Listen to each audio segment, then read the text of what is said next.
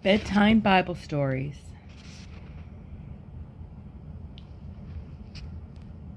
God creates the earth. The earth is very old. No one knows when it was made, but God has always been alive. He created the heavens and the earth. The earth was empty and very dark and covered with water. Nothing lived on the earth. God said, "Let there be light," and there was light. God saw that the light was good. He called the light day and the darkness night. This was the first day. On the second day, God spoke and made the sky. Next, God said, "I want the dry land to come out of the water." So it did. God named the land earth and the waters sea. God saw that this was good. Then God said, "Let all the green plants grow out of the earth." All this happened on the third day, and it was good. Then on the fourth day, God spoke again. He said, "Let the sun and moon and stars come into the sky." So this happened. God put them in the sky to give them light to the earth. The sun shines in the day, the moon and stars shine at night. God saw that this was good too. God creates the earth. On the fifth day, God spoke again. He said, "I want the seas to be filled with living things.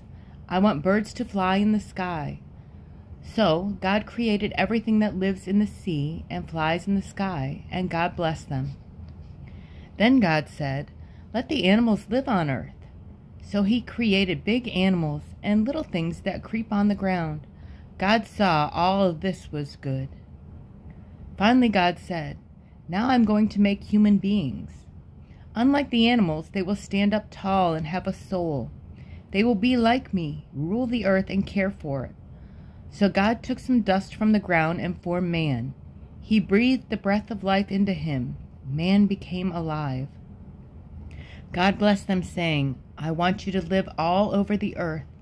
God saw that everything he had made was very good. This ended the sixth day. On the seventh day, God rested. His work was done, so he blessed that day and made it holy. Adam lives in the garden. The man God created was named Adam. God planted a garden in Eden to be Adam's home. The garden was big. 4 rivers ran through it. Beautiful plants and trees grew there. They were good for food. God told Adam to take care of the garden. Next, God created the animals and birds out of the dust. He brought them to the man, and Adam named them all. But Adam was alone. "This is not good," God said. "I will make someone to be with Adam to help him." So God made Eve. Eve is tricked by the serpent. God made Eve in a wonderful way. When Adam was asleep, God took a rib out of him. God made a woman with that rib and brought her to Adam. They loved each other. Adam named the woman Eve. They lived at peace in their beautiful garden. They cared for it as God asked, and God walked with them there. 2 special trees grew in Eden. One was named the tree of life. God warned them about the other tree. It was the tree of knowledge of good and evil. "If you eat of this tree," he said, "you will die." Now there was a sneaky creature in the garden, the serpent. He said to Eve, "Did God say you shouldn't eat the tree of knowledge?" Eve answered, "He said if we do, we will die." "That is not true," the serpent lied. "Eat it and you will be like God." Eve believed him and ate the tree's fruit. She gave some to Adam and he ate it. Suddenly they knew they were wrong. For the first time they were afraid to meet God. Adam and Eve leave the garden. God walked in the cool garden breeze, but Adam and Eve were hiding among the trees. "Where are you?" called God. "I heard you and was afraid," the man answered, "so I hid from you." "Did you eat from the tree I warned you about?" asked God.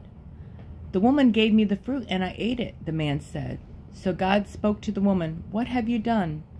"The serpent tricked me," she said, "and I ate." God turned to the serpent. "You have done this, so you will always crawl on your belly. You will hate the woman. She will also hate you. You and her child will fight. He will crush your head, and you will bite him on the heel." Then God told the woman, "You will have children, but you will be in pain when you do." "Adam," God said, "you listened to her and ate from the tree, so you must work for all you get from the earth.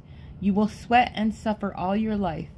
I made you out of dust, so you will turn back into dust." Then God sent them out of the garden.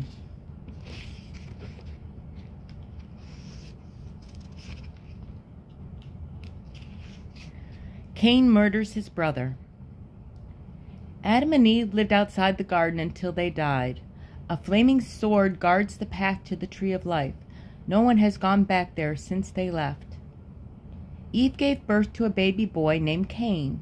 Her second baby boy was a boy named Abel. When the boys became men, they worked like their father. Cain was a farmer, and Abel was a shepherd. One day, Cain brought fruit to give to God. He worked to grow the fruit on his farm.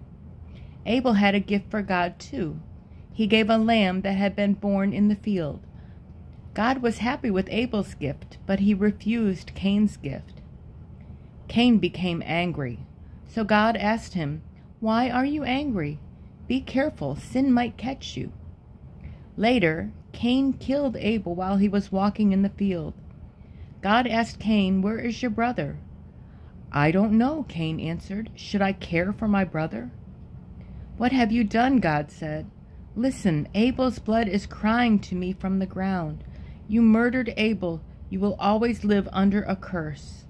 So Cain went away from God. He lived east of Eden in the land of Nod. Noah builds the ark. A long time passed after Cain killed Abel. The land was full of people. God looked at the world he had made. The people were wicked. God said, "I'm sorry I made these people." But God saw one good man named Noah. He told Noah, "I'm going to wipe out the people I made. They will die with all things on earth. Only you are living right. So you and your family will be saved." Then God told Noah to build a huge boat called an ark. This ark was as big as a 3-story building. "I'm going to flood the earth with water," God said. "All the people and the animals will drown." "Noah," God went on, "bring 2 of every kind of animal into the ark. Gather food for them and for yourself. Then go into the ark with your family. In 7 days I will send rain. The rain will fall for 40 days. Everything I created will be wiped off the earth." And Noah did all the things God told him to do. Noah lives in the ark. Noah was 600 years old when the rain started. Rain fell for 40 days and 40 nights. It rained like windows in the sky were opened, but the window in the ark was closed. Noah was safe inside and could not see out. One day Noah sent out a dove. The dove came back with an olive leaf, so Noah knew the earth was drying out at last. "Bring your family and all the animals out," God called. Gladly Noah came out. He had lived on the ark for over a year. The rainbow of God's promise. The flood was over. Every living thing on earth was killed. Only animals and people in the ark came through alive. Noah knew what he should do first. He built an altar and gave gifts to God. This way Noah thanked God for saving his family. Noah made a promise. Never again will a flood destroy all life. The 4 seasons will come and go forever. The earth is yours, Noah. Rule it well. Suddenly, the first rainbow curved through the sky. Now every time there is a rainbow, people remember God's promise to Noah. God appears to Abraham. Once there was a city called Ur. God appeared to a man who lived there named Abraham. "Leave this place," God said. "Go to the land I will show you." And God made a promise to Abraham. "I will make your family a great people. I will bless you and make your name great. Everyone on earth will be blessed because of you." Abraham left Ur with his family. Together they traveled over hills and rivers to a land called Canaan. They camped by a big oak tree at Moreh. There God appeared to Abraham again. I will give this land to all your children, he said. Abraham built an altar and worshipped God. Traveling with Abraham was his nephew, Lot. They went many places together in Canaan. At Bethel, Lot's shepherds and Abraham's shepherds were fighting. So Abraham invited Lot to choose another place to live. Near the Jordan River was a place called Sodom. Lot chose to live there. He thought it looked like the garden of God, but the people in Sodom were wicked and hated God. Abraham lived in Canaan, the land God had promised to him. God makes a promise. God came to Abraham again one night by the oak tree at Hebron. "Don't be afraid, Abraham," he said. "I will keep you safe and give you a great reward." "But Lord," said Abraham, "I am old and don't have a son. Who will get this reward?" God took Abraham outside. "Look up. Try to count the stars," he said. "I promise that you will have more children than there are stars. This land called Canaan will be theirs." Abraham believed God, and God said Abraham was right because he believed. Sarah laughs at God. It was a hot day by the oaks of Mamre. Abraham was sitting in the shade near his tent. Looking up, he saw God and two angels standing nearby. They looked just like men.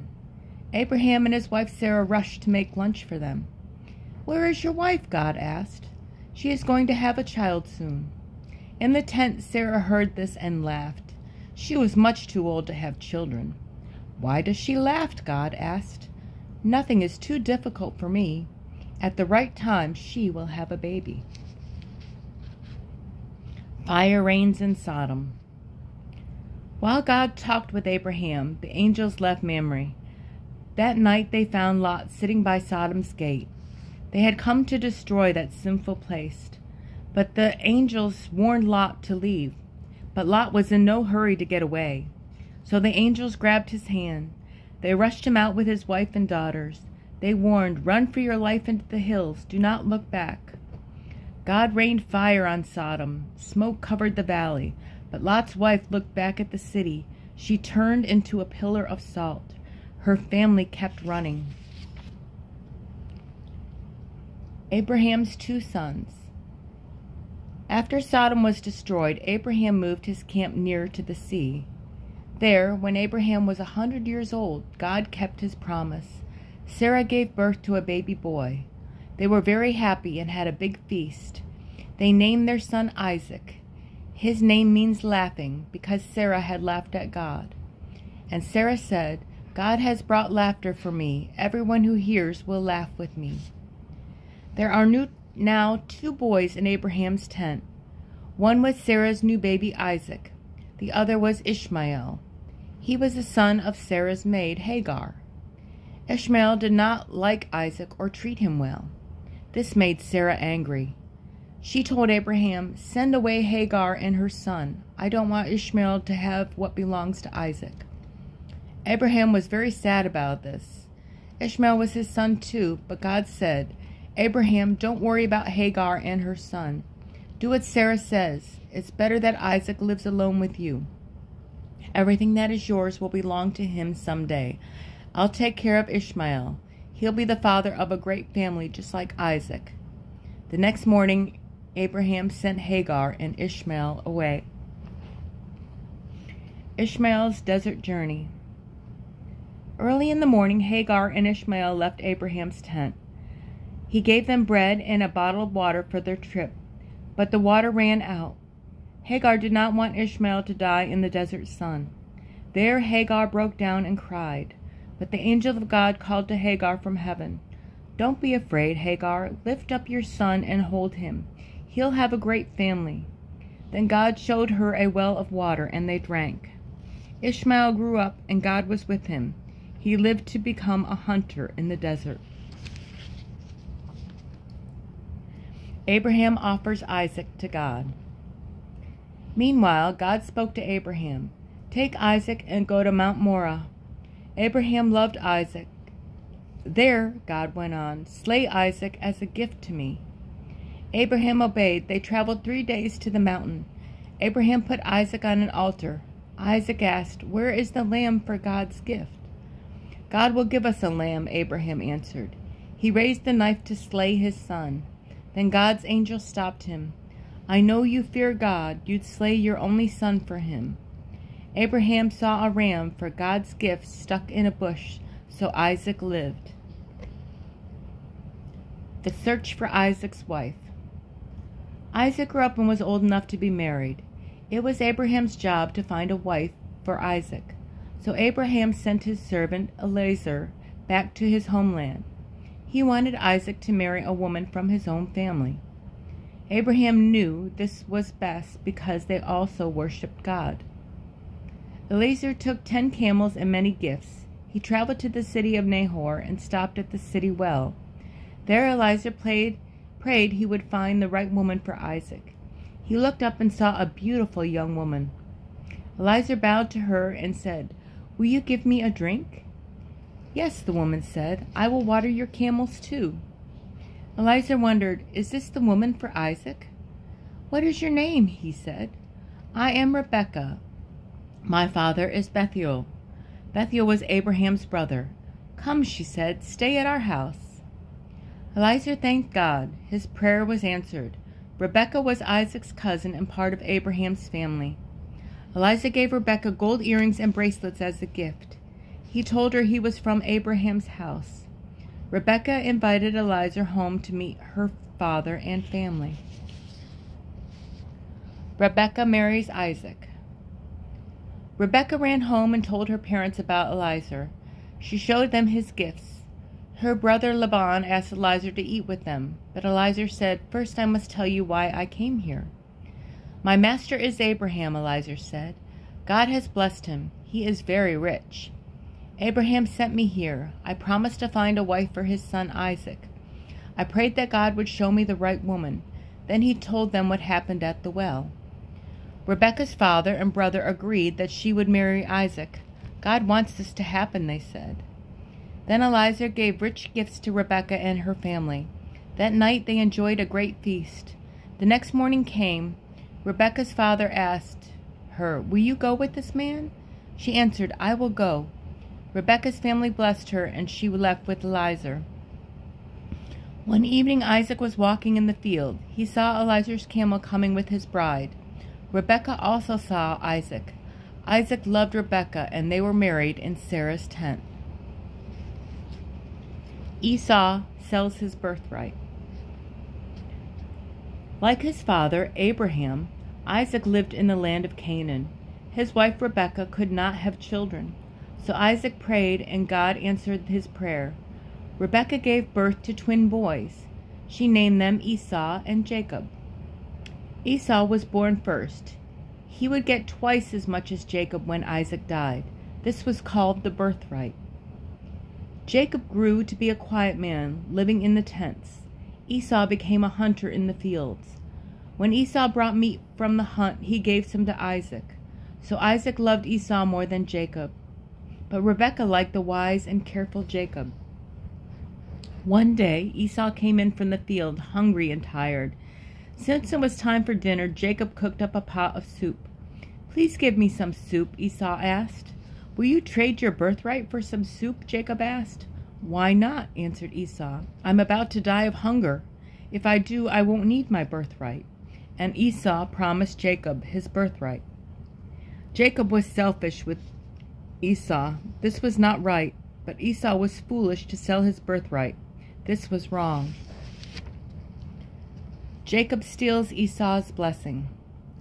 In time, Isaac became very old.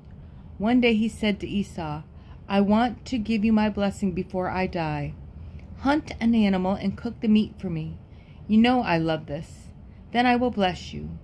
But Esau knew he had sold Jacob his blessing for some soup. Nearby, Rebekah was listening. Quickly she cooked some meat. She gave it to Jacob. "Take this to your father. He is blind, so pretend you are Esau. Then you will get the blessing."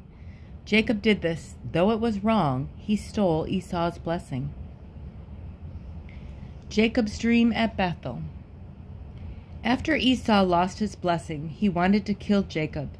Rebekah heard of this, and she said, Jacob, hurry to your uncle Laban's." Jacob rushed away alone. All he carried was a walking stick. At Bethel he lay down to sleep. A stone was Jacob's pillow. In a dream he saw a ladder with angels on it. God blessed him, saying, "I am your father's God.